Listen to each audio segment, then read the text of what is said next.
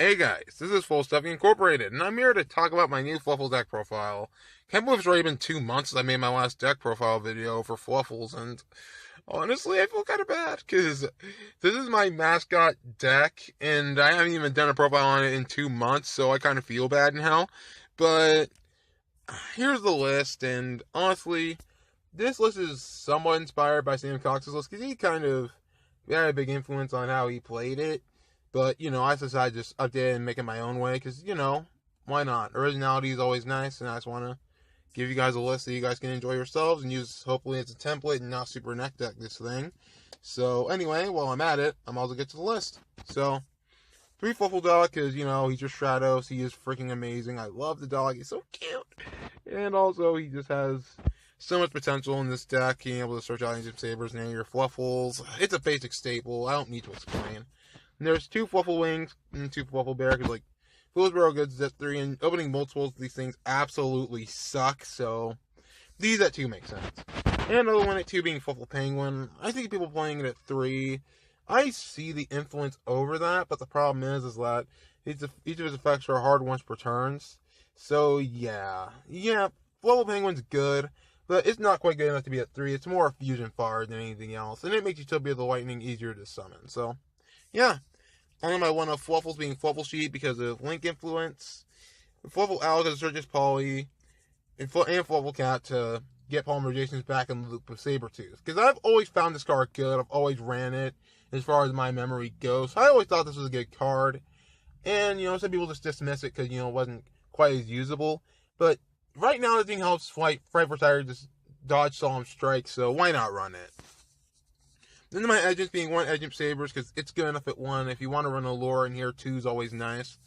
Then there's 3 Edgent Chain, because, Edgent Chain is freaking awesome. Searching a Fright card from your deck to your hand, if it's sent from field or hand to the graveyard. So anything practically fusion-based that's not Fright Fusion in this deck can trigger this thing. It's really good.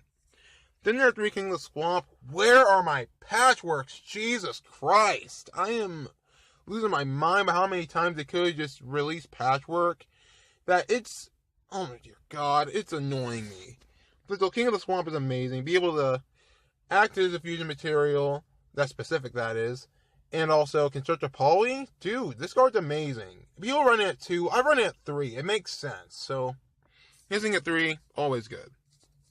Then the last monster being Max C, because it's Max C. It's one of the most broken cards that ever exists in time. So yeah. Now onto the spells, 3 Toy Vendor, because, you need it for Fluffal Wings and for most of your plays, so yeah, Toy Vendor's always good. But then 3 Flush Barrel good because that's my main reason for running 2 Bear and 2 Wings, just so it makes those 2 more searchable, and I don't need 3 anymore to clog up my hands. Then there's Foolish Barrel because you can send Wings, Edgent Sabers, Edgent Chain occasionally. And there's 1 Fusion Recovery. It's not like Lunalites where they only have polymerization to fuse with, and Wolf occasionally. This one actually has more fusion spells than some other decks other than Gem Knights, so 1 Fusion Recovery is always nice. Then there's 3 Polymerization, because, it's obvious 3 of. I mean, you can run Web Fusion Substitute, but I feel like that I'm not too safe with just that 1, and I don't feel like I need to use the grind game as much with this build, but, you can run it the way you want to. And as for the Fright for cards that Edge Chain can search, 2 Fright for Fusion, 1 Fright for Factory, and 1 Fright for Reborn. These 3 are always good in my opinion. Fright for Fusion because it's Fright for Fusion. Then there's Fright for Factory because it's an extra polymerization, which is insane. Then there's Fright for Reborn, which most people don't run, and I can understand why. But for me, Fright for Reborn is always the way for me to recover in case I lose one of my Fright Furs.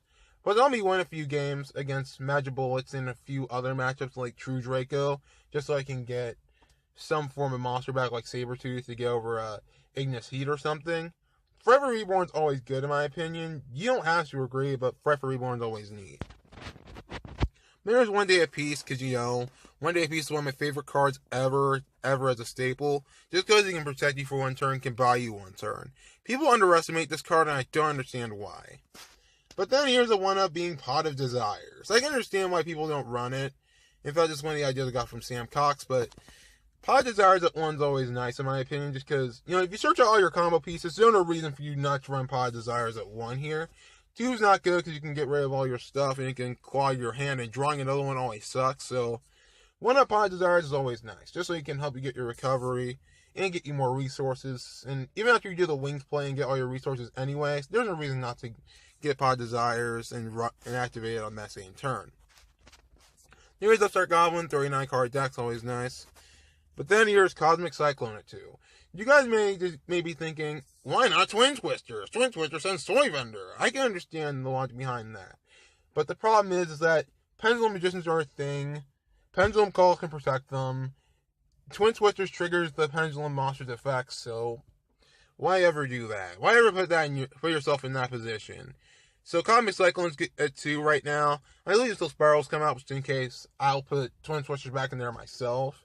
But then I would have to think that there's always Spiral Resort protecting the last resorts, and, Cosmic Cyclone's good in each situation that Twin Twisters isn't. But that's in my opinion. Right now, I'm sticking with Cosmic Cyclone. You guys can disagree, but I'm just doing that. And that's it for the main deck. So onto the extra deck, 3 Sabretooth, best monster in the extra deck. You just get your monsters back. And it enables you more plays. And it makes Fluffal Cat quite a bit better. And there's 2 Kraken, because, Kraken's always awesome. Spot removal, can't attack twice, switch up to defense, makes Sabretooth all the better cards. So yeah, this at 2 is always great. And there's Frightfur Leo, because this is the Volcasaurus. What's not to love about it? Plus, there's more space in the extra deck for it, so yeah, it's always nice. But then there's Frightfur Wolf, because he's your OTK machine. There's Frightfur Daredevil, because he is your burn. He is your beater in the deck, and he burns. And he's actually one of the best ways to get around Masterpiece if it already triggered its ability. So, yeah, there's always a way with that. I mean, Daredevil's always a neat card regardless. So, a 3K beater that can burn and also can be brought back by Sabretooth, that's always nice. Then there's 2 Frightfur Tiger, because, he's your field bomb, and he's freaking awesome at it. And you get your Frightfur's an attack bonus. I mean, it's your ideal target with Frightfur Reborn, since you can actually pop Tiger with it if you've already searched it with Egypt Chain. So, Frightfur Tiger is always nice. Then there's 2 Sheep. And I'm not running Instant Fusion in this build anymore because, I figured it was way too archaic at this point. So, Frightfur Sheep is always nice in the deck. And having it at 2, I know it seems to defeat the purpose since I have Kraken in here at 2. But, this thing's always nice in case I come across a Cosmo matchup. And those happen a lot. And now it's the only Exceed monsters I run, which are Utopia package, because, helps you get over quite a bit of stuff that other cards can't. I see people still running Titanic Galaxy, and I don't see why.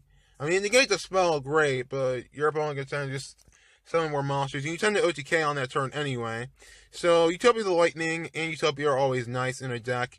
And considering you still have Fluffal Penguin in here, I don't see a reason why you shouldn't run these. And then lastly, Mistress Radiant, because it's the only elite monster you really need in this deck. I mean, if you're running Gofu, then great. You got your main ways of getting more monsters, but that's still a bit redundant considering that Sabretooth is still a thing at 3. And also, Gofu, it's a lore target, yes. If you want to do that, it's more incentive to play a lore, but I just don't see it. I don't see the main reason why you should run it, considering that you use normal summon dog all the time. And if you search Gofu, draw Gofu off of Wings is a bad play. So, yeah. So that's my Fluffal deck profile, you guys. Hopefully you guys enjoy these 2 replays that I'm about to show you. And I'll talk to you guys next time. And join the Frightfur Army, go beat the meta, subscribe to this channel. Have a nice day, enjoy these replays, and take care of yourselves.